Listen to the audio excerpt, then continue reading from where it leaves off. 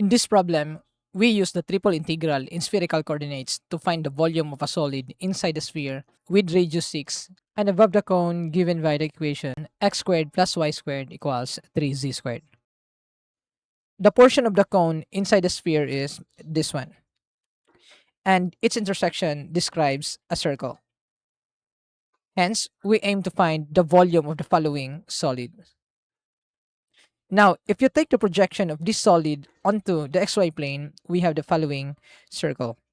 This will be the basis for our theta in the integral setup.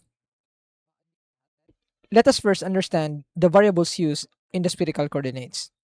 Suppose that you have a particular point in 3D space. Then its distance from the origin is denoted by this rho symbol. And the angle between the positive z-axis onto this segment is denoted by the phi symbol. And the angle from the positive axis onto this projection is denoted by theta. In this case, we have the following values for x, for the y, and for your z. Now, if you assume phi to be equal to pi over 2, that means you are looking at the xy plane. And if that's the case, this value is equal to 1, this one is 1, and this one is 0 onto the xy plane, and this gives you the version of the polar coordinate system at which rho is equal to the radius with the corresponding cosine theta and sine theta values. We also have this formula which describes a sphere with radius equal to rho. And finally, for x squared and y squared, since this appears open in the equation, this one is equal to rho squared sine squared phi. Consider this solid portion of a sphere. Notice that any point in this solid can be described by the choice of these variables rho, theta, and phi. Also, since in the calculation of volume, we have the following formula. In this spherical coordinate, this dv is equivalent to rho squared sine phi d rho d theta d phi. Let us now solve the problem. Step 1. Draw a projection and identify the bounds. Here we have the cone equation and the sphere equation. To solve for the intersection, substitute this value onto x squared plus y squared in this equation. This gives us 3z squared plus z squared equals 36. Simplifying this one gives us 4z squared equal to 36, and this gives us z squared equals 9, and we have z is equal to 3, as we only consider the area above the cone. And when z is equal to 3, what we have is a circle with radius 3 square root of 3, and that is centered at the origin.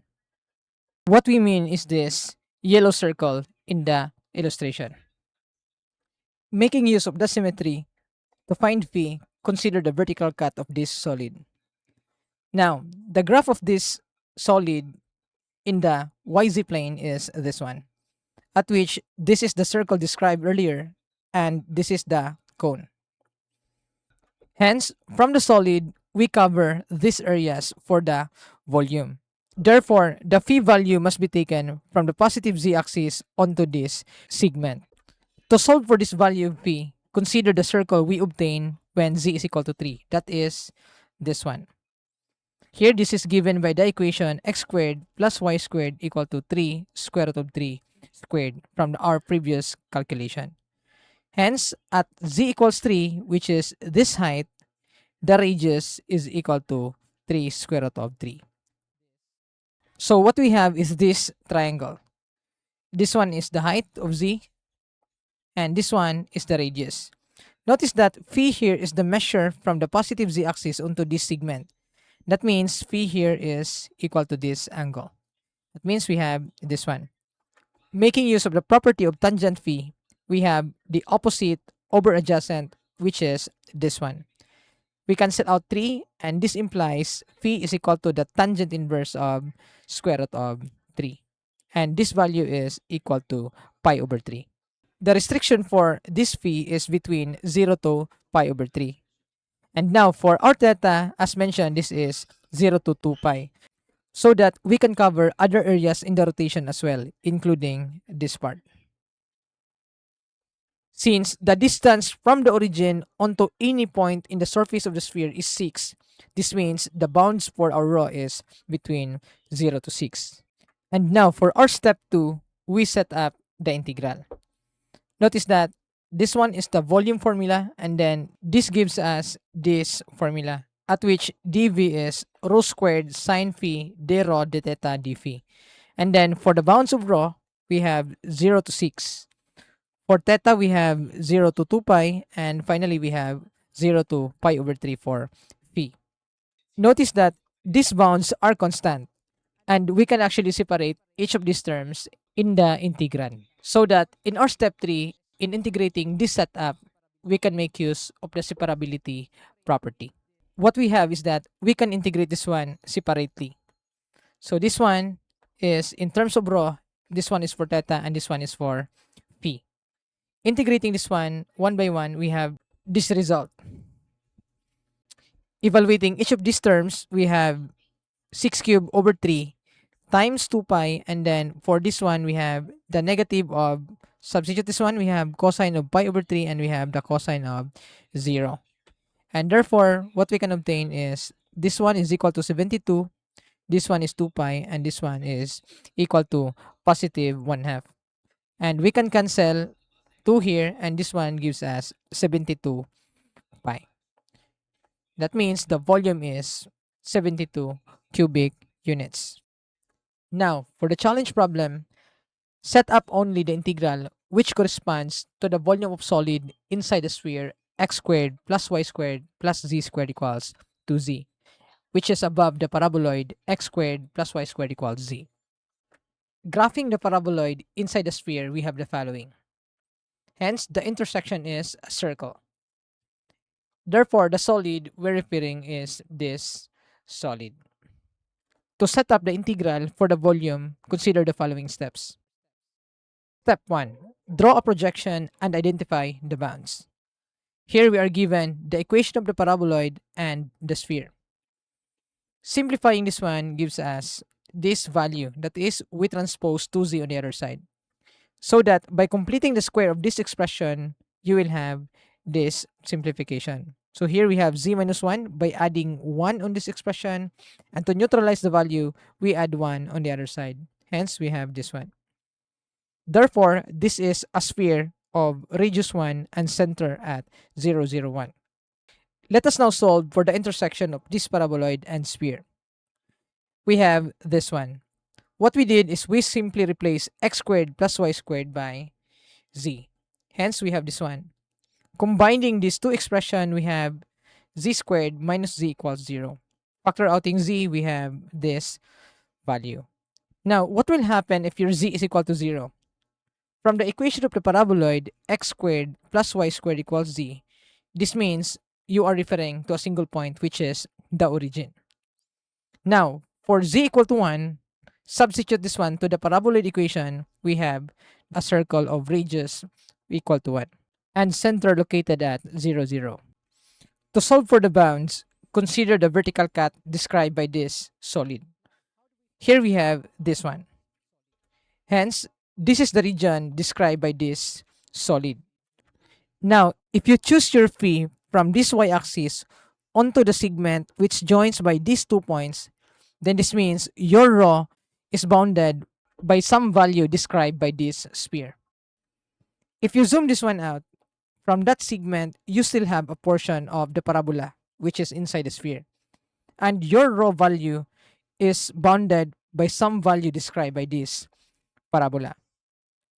To find the value of phi from the positive y-axis onto the segment, consider the following triangle. This one describes the height of your z, which is at z equals 1. And this one describes the radius of the circle, which is, from the previous calculation, equal to 1.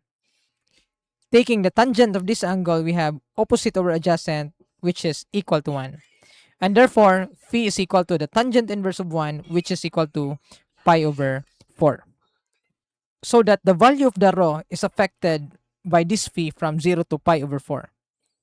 Using the equation of the sphere, which is described in this scenario, we can solve for the value of rho. This one is equal to rho squared, and then this value is equal to 2 times rho cosine phi. If you transpose this equation onto the other side and factor out your rho, you will obtain this one times cosine of this angle. Now, you can factor out the common term, which now gives us the possible value of your rho, which is rho equal to 0 or rho equal to 2 cosine of phi. So we can choose this value for our rho, at which we include rho to be greater than or equal to 0. Therefore, for the phi value between 0 to pi over 4, we have the value of rho, which is between 0 to 2 cosine of phi. And our theta here is between 0 to 2 pi. Now, when phi traverses this segment, means from pi over 4 onto pi over 2, we can solve for the bounds of rho, which is described by this paraboloid. Using the equation of the paraboloid, we can substitute the corresponding value for the spherical coordinates. Here, as mentioned, this is equal to rho squared sine phi, and this one is rho cosine of phi. Applying the same manipulation in this part, you can obtain the value of your rho, which is this one. And we also have rho to be greater than or equal to 0. And this will be the bounds for our rho when the value of p is between pi over 4 to pi over 2. We have this bounds for rho, and then your theta is still between 0 to 2 pi. We can now proceed to the integral setup, which is asked in this problem.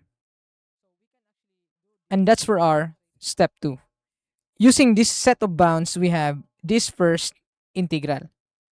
We have your phi between 0 to pi over 4, rho between 0 to 2 cosine phi, and then theta between 0 to 2 pi. And we add the integral obtained from these bounds. And that is from pi over 4 to pi over 2, 0 to 2 pi, and 0 to cosine phi over sine squared phi, with a corresponding value for dB, which is in terms of rho, theta, and phi. So that's how you set up the integral for the spherical coordinates. And if you want more of the contents like this, subscribe and see you in our next video.